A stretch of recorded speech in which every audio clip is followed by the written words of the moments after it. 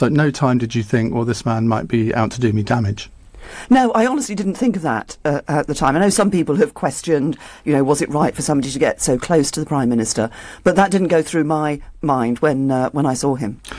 And then Freddie the Frog came, didn't he? And quite a way. And all his friends and relations, I think. What went through your head then? Because this, I mean, it's any politician's worst nightmare. And I mean, I've had it in the studio here from time to time when you think, oh my God, I've got to get through this. But you had to get through it for the next 40 minutes. What was going through your mind there? Did at any time you think, no, I'm going to have to stop? No, I honestly didn't think that at any time. And I suppose the reason I didn't think it was because there was a lot I wanted to say. I mean, I think, the things I was talking about in the speech, things like, what we're doing on housing, student finance, the energy price cap, mental health, these were important issues that I wanted to talk about. And the overall thrust of the sort of government I want to be, of creating a country that really does work for everyone, what drives me, what drove me when I became Prime Minister, as I said, in Downing Street. So that drove me to carry on with the speech. Obviously, from time to time, I did wish I'd put some more cough sweets in my pocket, but well, Philip Hammond helped you out on that, didn't he? Yeah, I'm not sure if I should reveal this on air, but I think somebody helped Philip Hammond out to help me out. Oh, really? Who was that? I'm not sure. I think could have been Boris. You never know. What did your husband Philip say to you afterwards? Oh, well, he was obviously feeling for me, as anybody would in that circumstance. I think he'd been a bit worried about the individual approaching me, as I say, probably more so than I had been in my position up there on the podium. And as everybody now knows, he gave me a really big hug because he just wanted to say, well done for getting through it. Did you feel you needed it? Well, I think I probably needed a stiff drink afterwards. I bet you had one. Let's go to the first call. Helen is in Horsham. Hello, Helen. Oh, hello, Ian. Hello, Prime Minister. Hello, Helen. Hello. My question really is, it's a bit like what Ian was just saying. Why on earth didn't you have some cough remedies with you on stage? You didn't seem very prepared for the speech, knowing it was such an important speech and it was going to go on for so long, and you had been struggling with your voice for several days. Well, I just wonder why you didn't have cough linctus with you, which would be much better, or some honey, some Mancunian honey or something, to soothe your throat. Well, I'm not really able to use honey that much because I'm diabetic, so that's. But I had cough sweet before I went on, and had some cough medicine earlier. So I suppose I just thought that it would probably be okay. I think the problem was, by definition, these party conference end of conference leader speeches are long, and of course, although I'd been giving other speeches during that conference week, I hadn't given one as long as that. But thankfully, not only obviously Philip Hammond passed me a cough sweet, and obviously one of the somebody came onto stage and gave me a packet as well. But it isn't the problem here that, having spent the previous 3 months talking about being strong and stable and the government being strong and stable, after that speech you looked the opposite. You looked weak and wobbly, and some of your colleagues have taken advantage of that. Well, honestly, the impression I'm getting from people on the doorsteps, and I've been out there, is kind of a sort of good on you for carrying on. And I think leadership and the strength of leadership isn't about one speech. It's not about when you cough when you're giving one speech. It's actually about what you're doing for people. That's what the speech was about, and I think that's what leadership is about. I talked about one or two colleagues maybe taking advantage of it. How would you describe your feelings towards Grant Shapps? Look, I have parliamentary colleagues who have a variety of views in this world. I think what's important is that we get on with the job in government, and that's what we're doing. You use that phrase a lot, get on with the job. I hope that can be the only one in this interview. But you must have been bitterly angry with Grant Shapps. He's a former party chairman. He knows how important loyalty is, and yet he's exhibited gross disloyalty. You must have some feeling towards him. Look, I take a very simple view in politics, and I've taken it ever since I came into politics. And I remember being challenged by somebody when I think when I first went onto the front bench, saying that wasn't the fact that I tended to be very loyal and believed in loyalty going to be a problem for me. Now, I don't think so, because actually I think when you're in Parliament, when you're in a party, you should have any disagreements, any arguments, any discussions about policy, about the way the party's going, have those in private. And there will be differences of opinion. You sort those out, and then you ensure that you're working together and people support the leadership. I think that's what people should do. We've had lots of calls. We've been talking about the racial disparity audit over the last hour, and some deeply worrying calls, actually. We're going to move on to that now because we've got lots of people who want to talk to you about that. Louise is in Hitchin. Hello, Louise. What would you like to ask the Prime Minister? Hello. Hello, Prime Minister. Hello, Louise. Hello. Hello. Now, the report being publicised and being published is, of course, a positive thing, and it's brought to the fore issues that ethnic minorities, myself included, have been aware of for some time. But this is really more of a rhetorical question. I wanted to ask you, do you believe that there is the will within British society to want to change? Because, quite honestly, I feel and I believe that racism is pathologically entrenched in this country. I really do. And I think it's all very well having a report that addresses these issues that we're aware of in any event. People like myself, my family, my friends. You'll have a myriad of black people, of Asian people ringing you up saying, we know this already. So, Louise, what's your question? Yeah, the question is, do you believe that there is the will within British society to want to change? Okay. Yes, well, yes. Look, this is not going to be something that's going to happen overnight, Louise, and it is something that will take time. I think the important thing about publishing the data today is not just publishing it, but it's actually what we're going to do off the back of it. But it is important that it's come together, that we're showing this picture, and it does, in some areas, it does make uncomfortable reading. And I was interested in the reference you made. I wonder, have you had particular experience in a particular area that leads you to your concern about whether society will change? Louise seems to have disappeared, I'm afraid, so we can't go back to her. Let's go to Margaret, who's in Harrow. Hello, Margaret. Hello, good afternoon. Afternoon. I'm just calling because I have a few issues. I want to try and go through them as quick as I can because I am aware that you have got phone calls to attend to. So I'm of African descent. My parents are African. I actually changed my surname from my dad's surname, which was an African surname, to my mum's surname, which is an English surname.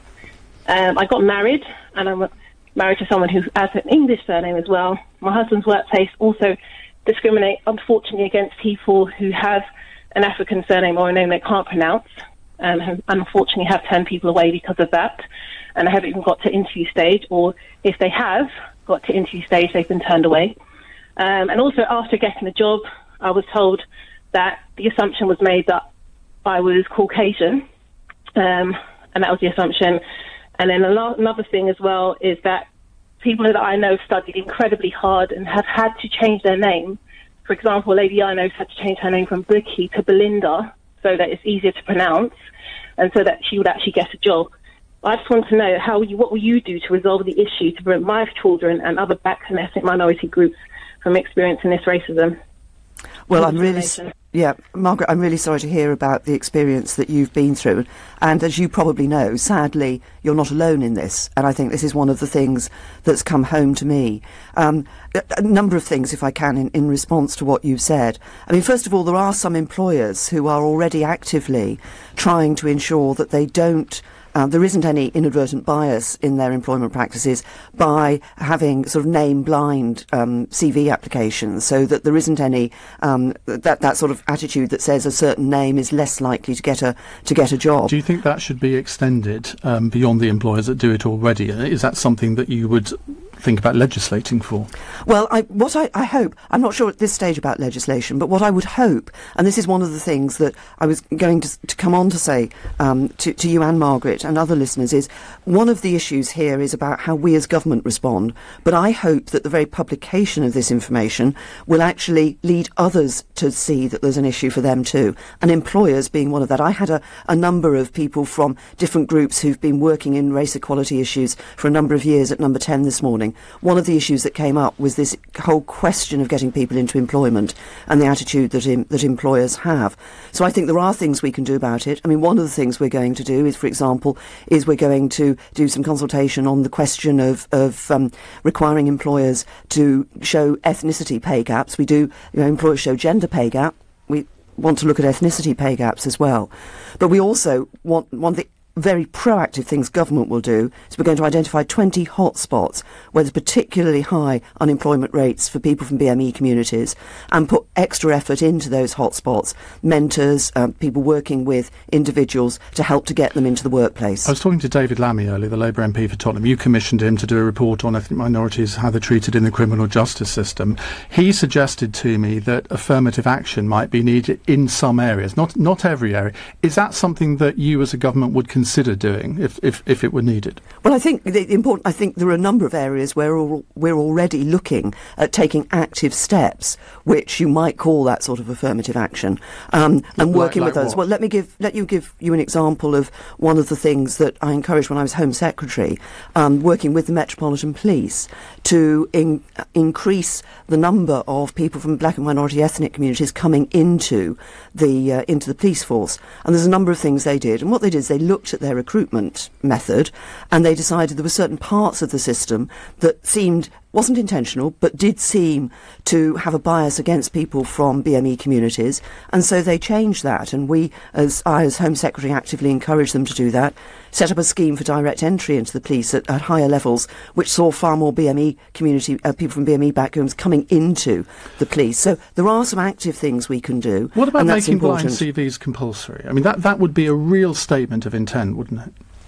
Well, yes. I mean, I suppose I just haven't looked at the possibility of that sort of blanket legislation in this area.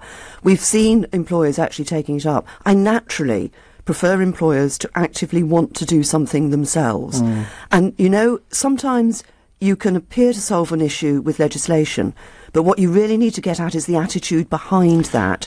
And simply requiring employers to do something by legislation doesn't necessarily change their attitude. And if I could just on this, Ian, because I think it's quite important, just to give that police example, when I sat down with people from the Black Police Federation and others to talk about BME community members in policing, they said, yes, some work's been done to get us into policing in the first place, but actually it's not just getting in. It's what happens when you're in the workplace and how you're treated in the workplace. So you have to change the whole attitude. But could you not make a start maybe with bigger companies and sort of, or at least do some sort of pilot project somewhere to prove that it works? Because I think a lot of people are going to look at this audit and think, well, that's all very well. This is an audit. It's not a set of proposals. It's not a set of solutions. But if nothing is acted upon, then people are going to feel let down. Absolutely. No, your fundamental point that this is not just about publishing a set of data and saying, that's it, job done. Absolutely not. This is the starting point. This is the first point of what we have to do. But the key thing is that what all this information does is it brings it all together, and it shows what people from communities know themselves because it's been their experience, but others have not recognised. And now the question is what we do next. And we've already identified some areas, like the Education Department's going to do a review of exclusions because of the higher proportion of black boys who were excluded from school, for example. I want you to talk to Carl, because Carl phoned in the last hour, and I asked him, after I'd spoken to him, I was really affected by what he said, and I said, would you like to speak to the Prime Minister? He naturally said yes. He's on the line now. It's Carl in Camberwell. Carl, tell the Prime Minister some of your experiences and what you think she ought to be doing. Well, my experiences in terms of racism, I would personally say that racism has improved a lot in, say, the last 10, 15 years. I experienced racism by the police. I've been arrested for something I've never ever done before. I never got an apology or anything like that. So I believe that on that front, which I've mainly experienced, it has improved. Obviously, there is work to be done, but I believe it's improved. One thing I did mention to you before when I rang up is I said, me personally, I'm mixed race, right? So I don't know if it's a good thing that I can see things from both sides, because I don't class myself as black, I don't class myself as white, I'm both. So I kind of look at it from both sides. Now, what I see is a lot of racism coming from within the media. Now, you're talking about the audit that you've done, Theresa. Why don't you do one on the media? And let's have a look at the percentage of stories and figures that are, that are portraying black and ethnic minorities in a negative way. And when you've done that audit and you blatantly see that there is a lot of racism, why don't we do something about it? Because at the end of the day, that is where everyone's getting their information from on a large scale. So until we change the whole perspective of things, I don't think things are going to change that much. It's all good. about looking at the little things, but let's look at the big thing. All right. Right. Well, thanks very much, Carl, and thank you also for saying that you think things have improved in the last 10 to 15 years, because I think that is right. I think what today's figures show is there's still problems, we've still a lot more to do, but it's not an entirely bleak picture, it's uncomfortable, but we should recognise where things have improved. And I'm sorry to hear about your experience with the police, and obviously we've been doing some work to try to improve people's from BME communities' experience with the police in a number of areas. Interesting point about the media, because one of the issues that has come to me from a number of people, I spoke to a number of young people yesterday at Dunraven School in South London, and about the experience that they had, and one of the issues they were talking about was lack of role models, not seeing people from BME communities, for example, as judges, and in senior positions in workplaces, and the impression that gives. And actually the media's got a role to play there, because if they show those positive images, then that helps to show, I think, a picture of a country that truly is a country that's working for everyone, where people can get on regardless, and that's what I want, people to get on regardless of their ethnicity, regardless of their background. When you look at the stop and search figures, and when you were Home Secretary, you asked the Metropolitan Police and other police authorities to change their attitudes to stop and search, and the figures have come down. But the Metropolitan Police are clearly still at odds with you on that. They would like to do more of it. But we do lots of phone-ins on that subject, and you get dozens and dozens and dozens of people who say, I am stopped literally every week or two, and it's still happening. What can you do about that? Well, we'd still have to be working on this. I think the first message I would give is that stop and search is a useful tool for the police, and it's important that they're able to use it, but they must use it properly. And one of the reasons they're not, are they? Well, that's the problem. One of the reasons I wanted to change the way stop and search was being used was because there was an inspectorate report that said that about 25% of stops and searches were effectively being conducted illegally. Now, this should not be happening. But it is still, isn't it? Well, it has come down. I think the figures are quite striking. I think in some areas the number of black people being stopped and searched has come down by about 2/3. But we need to make sure that stop and search is always being used properly, is always being used in the right way, that communities are involved in its use, and we continue to work on this. But I think one of the important things for me is not just about stop and search, because I passionately believe you should not be stopped and searched on the streets of this country simply because of the colour of your skin. But it also has an impact on people. And, you know, when I was at conference, I spoke about a young man from London, Alexander Paul, who sadly died following a brain cancer earlier this year. But he came to speak to our conference. He came to see me in the Home Office, talked about his experiences, the number of times he'd been stopped, and spoke at our conference. It was hugely inspirational, because people actually suddenly saw this was somebody whose life had been affected by this. But why should anyone think the Conservatives are the party for ethnic minorities? Only 6% of your MPs are from an ethnic minority background. You've got 2 cabinet members, that's 7%, who are from an ethnic minority background. Should you not be leading by example? Well, we have increased the number of our MPs from black and minority ethnic backgrounds. But I would say, actually, to any community across the country, actually look at what we're doing. Look at what I've done as Home Secretary on stop and search, on the treatment of... But they do, and they still don't vote for you. If they had voted for you in the same way that white communities voted for you, you'd have a 42-seat majority now. Yes, and there's no, I've said it before, the election didn't turn out in the way that I'd wanted it to. And we do have more work to do in reaching out to certain communities. But you challenged me as to what it is that we should do. As a party, of course, we need to ensure that we've got some great new MPs from black and minority ethnic backgrounds, like Kemi, who introduced me at party conference. But we've also need to ensure that what we're doing in policy, how we're delivering for people, is affecting and improving their lives. In your appeal to ethnic minority communities, in 2010 you had 13 of the 75 most diverse parliamentary constituencies. In 2015 that number went down to 9. In 2017 it went down to 5. That's not the right direction, is it? No, and we want to go in the other direction, Ian. You're absolutely right. I'm not saying that we don't have work to do as a party. Of course we've got work to do as a party. But what I'm saying is, what you said to me is, how do you appeal? And I think there's appealing on different levels. One is it's about how welcoming the party is to people from different communities and different backgrounds. And I think that's important. We've made some steps, but we need to go further. But the other is what we do as a government to help people. And this racial disparity audit, it's one of the first things I did when I became Prime Minister, was to commission this audit, precisely because what I'd seen when I was Home Secretary, I thought there was a problem out there. We needed to identify it, because until you properly identify it and show it to everybody, then you can't hope to deal with it. And that's the next stage, is dealing with it. Have you personally suffered discrimination of any kind in your life? I've not felt discriminated against. Not as a woman? Not as a woman. In politics, in selections, anything like that? No, honestly, I didn't. I can honestly say that. I have colleagues whose story is a different one. But do you therefore think you can understand people who have, every day of their lives, experienced discrimination?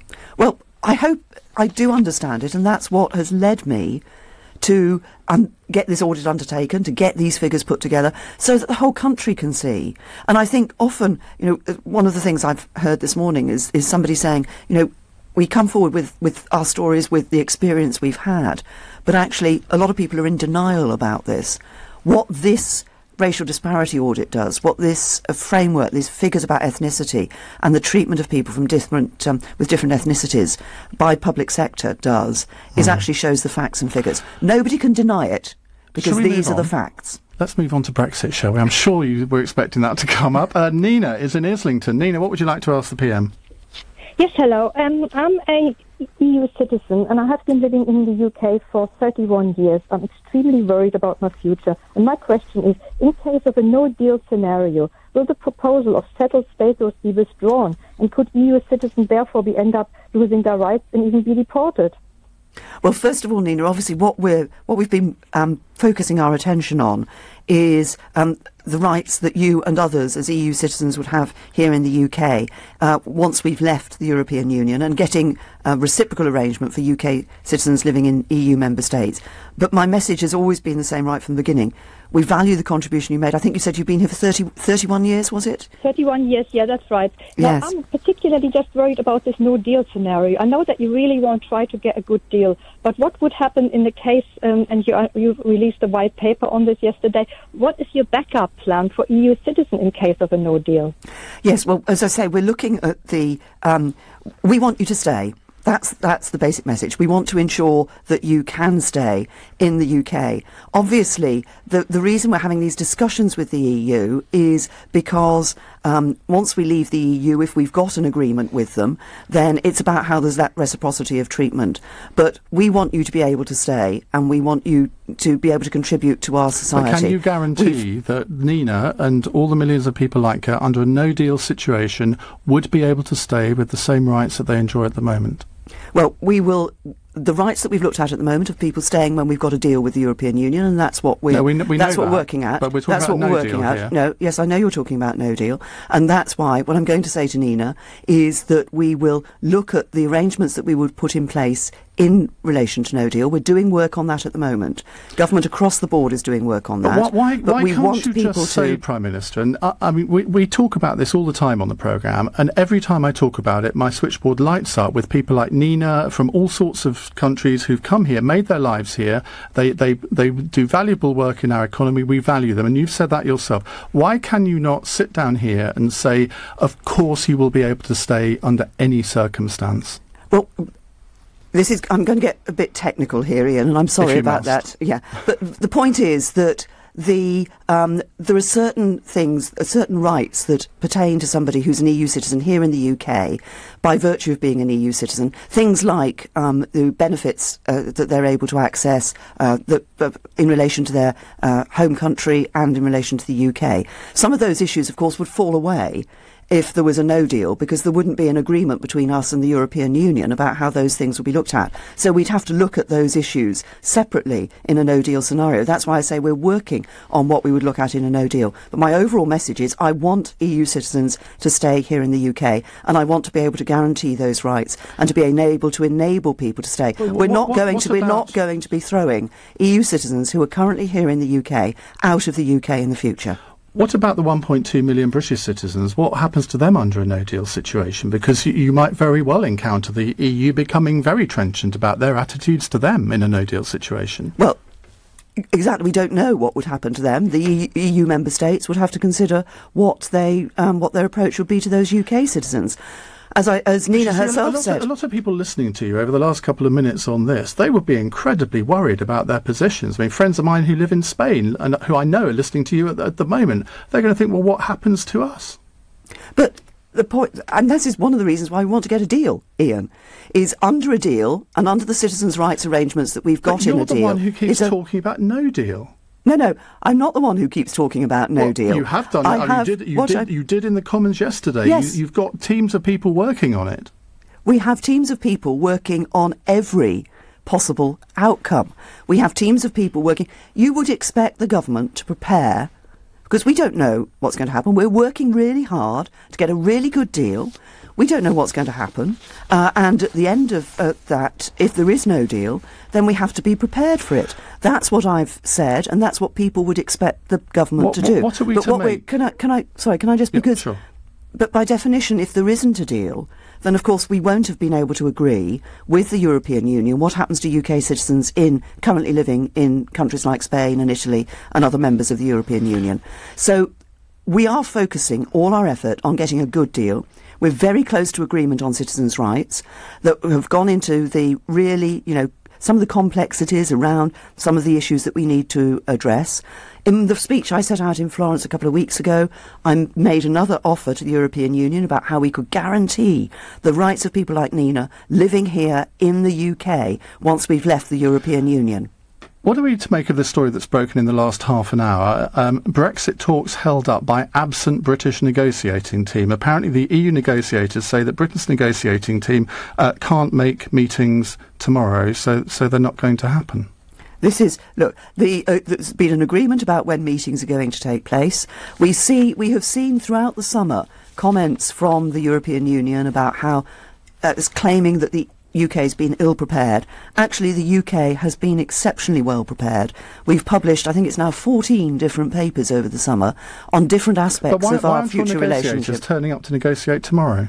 They've been negotiating today, and they'll be negotiating in the rest of the week. And the agreement, the story is completely wrong. An agreement has been made with the European Union as to when negotiations are going to take place. We're abiding by that agreement. That's all. That's what I say. In fact, the negotiations taking place this week are partly taking place because the United Kingdom say we wanted them. Have the European Commission made this story up, that your negotiators are actually scheduled for talks tomorrow? No, I believe that talks have not been scheduled tomorrow. They say they have. No, I believe talks were not scheduled for tomorrow. But can I just repeat the point I've just made? The fact that talks are taking place at all this week is partly because the UK said we thought they should. OK, let's go to Mike, who is in Lincoln. Hello, Mike. What would you like to ask? Hi, good afternoon, Prime Minister. Good afternoon, Mike. I'd like to ask, do you think George Osborne's using his position as the editor of the Evening Standard to undermine the government's attempts to move forward with Brexit? Well, look, George has chosen to adopt a new career as editor of the Evening Standard. Forced by you.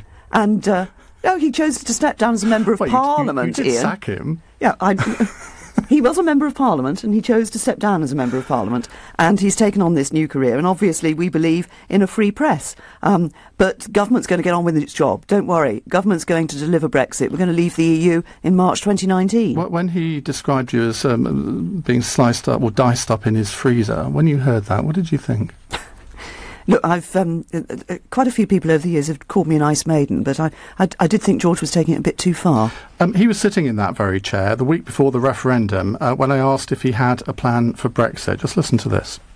Well, I'm afraid that is the reality that Britain would face. Seriously? Britain does not have a plan for Brexit, right? We have an immediate...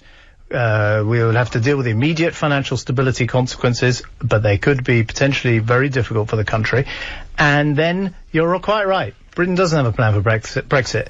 How costly has that lack of preparation been? Well, I don't think it's been costly in the sense that, of course, the negotiations didn't have to start straight away.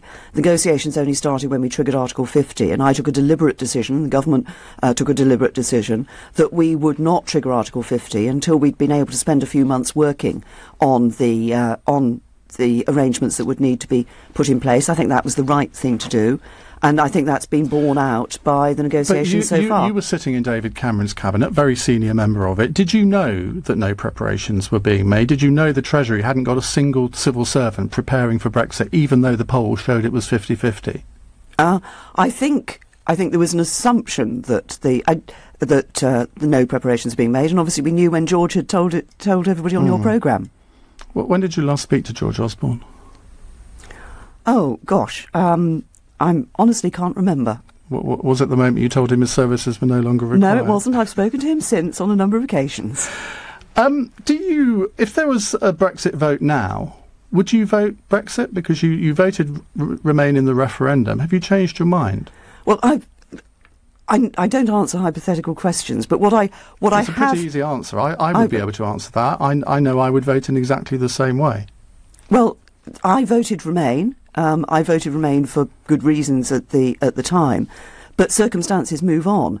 I mean, I think the important thing now is that I think we should all be focused on delivering Brexit. Absolutely. And delivering the best deal. But you were asking me to say, how would I vote in a vote now against a different background, a different international background, a different economic background, but you can't tell me that you would vote leave now. I mean, Jeremy Hunt, when I interviewed him at the conference, he said he voted Remain in the referendum. He was the chief advocate of Remain. He said now he would vote for Brexit because he says George Osborne's economic predictions did not come true, and he said that he was fed up with the belligerent attitude of the European Commission. Now, if he says he could change his mind, I don't quite understand why you can't, seeing as you are Prime Minister leading us into Brexit. Yes, and I'm Prime Minister ensuring that I'm going to deliver Brexit for the British people. But you can't tell me that you would now vote leave in a referendum. Because I think, Ian, when you come, I could sit here and I could say, oh, I'd still vote Remain or I'd vote leave, just to give you an answer to that question. I'm being open and honest with you. What I did last time round was I looked at everything and came to a judgment, and I'd do exactly the same this time round. But we're not having another referendum, and that's absolutely crucial. We're not having another referendum. We are going to deliver on the vote of the British people, and we're going to deliver Brexit. Okay. 29th of March 2019, we come out of the European Union. Now, we did agree half an hour. Would you take a few more calls? I can take a couple more calls. Okay, great. Let's go to Andy in Newcastle. Hello, Andy. Thanks, Ian. Hello, Prime Minister. Hello. Prime Minister, I'm a Conservative Party member, and I'm concerned. We're on course for a guaranteed Corbyn win at the next election. Can't you see the only slim chance we've got of avoiding that is fresh leadership? And the longer you cling to power, unfortunately, the more you increase the certainty we'll all be under hard left socialism of Corbyn. Well, first of all, I agree with you. We don't want to see Jeremy Corbyn getting into number 10 Downing Street. I think that would be disastrous for the country. I think it would be disastrous for our economy. I think the important thing is the next general election will be in 2022. I think before then we've got to ensure that we get on with what the British people have asked us to do, which is delivering on Brexit, but also setting out that domestic agenda which I set out when I first became Prime Minister. Is it still your intention to lead the Conservative Party into the next election? Ian, I've been asked this question many times, and the answer has not changed. I can tell you that. I just wondered if the events of the last week might have changed it at all. No, look, I'm not a quitter, and there's a long-term job to be done here, and I still passionately believe in the message that I set out on the steps of Downing Street when I first became Prime Minister. That's the agenda and the mission for this government. That is what, I think, if you look at what we announced at Party Conference, that's what the Party Conference was about. It's important that we obviously have to deliver on Brexit for people and get it right, but it's also important, I think, that we address the issues in our society, in our country, that still need to be addressed, like those that have been shown up today by the racial disparity audit. Are you going to conduct a reshuffle in the next few weeks? That's all the speculation. Yeah, and everybody can speculate away to their heart's content, but look, I'm ensuring that the government is doing the work that the British people want the government to do. What does Boris have to do to get his own P45? Because he's been rank disloyal over the past few weeks. You know that. I know that. I know that he is your Foreign Secretary, but he must have led you to be incredibly frustrated over the last few weeks. Look, Boris is Foreign Secretary, and I appointed him as Foreign Secretary. And actually, as with every other member of the Cabinet, Boris agreed with the policy that we developed, that we discussed, that we promoted in relation to Brexit, that I set out in my speech in Florence. Callum is in Northampton. Hello, Callum. Hi there. Hi, Prime Minister. Hello there, Callum. Hi, I'm 17 years old and also a member of the Conservative Party, which is quite weird. But I was wondering, what is the Conservative leadership going to do to prove to people of my generation that you are a viable alternative to Labour and Corbyn? Well, thank you, Callum, and thank you for being a member of the Conservative Party. And I think one of the things I would want to do is encourage you and others of your age to help us as me as Conservative leader and others in the leadership in the party to actually ensure that we can get our message across to young people. And I think one of the important things is that, and it goes back to something I said to Ian earlier, I want to show people by what we do, by how we deal with the issues that are of concern to people. Things like housing. Obviously, we've made some key announcements on that recently. I want to help more young people get their foot on the housing ladder, but also help those who are renting, give some more security to those who are renting. On student finance, obviously, we've made a couple of announcements about changes like raising the salary point at which you start repaying the loan, but we're going to have a major review of student finance. And then there's just the more general issue of I want to ensure that young people like yourself are able to see a better future. I worry when I hear from young people that who worry that their future's going to be worse off than their parents were. What do you say to people who say that you're offering to younger people, not necessarily only people Callum's age, is a bit Labour light? It's a pale imitation of what Jeremy Corbyn's offering. No, look, what Jeremy Corbyn does is he goes out and makes lots of promises, some of which actually to students he's backtracked on already since the election. He goes out and makes lots of promises and never tells us how he's going to pay for them, and he wouldn't be able to deliver them. What we know is that when we stand up and say we're going to do something like the money we're putting into housing, like the changes to student finance that we've already announced, we know we can deliver on that. And I think that's what's important. We can do that because we take a balanced approach to our economy. We recognise the need to deal with our debt. We also recognise the need to ensure that we're being fair to taxpayers. Callum, are you convinced?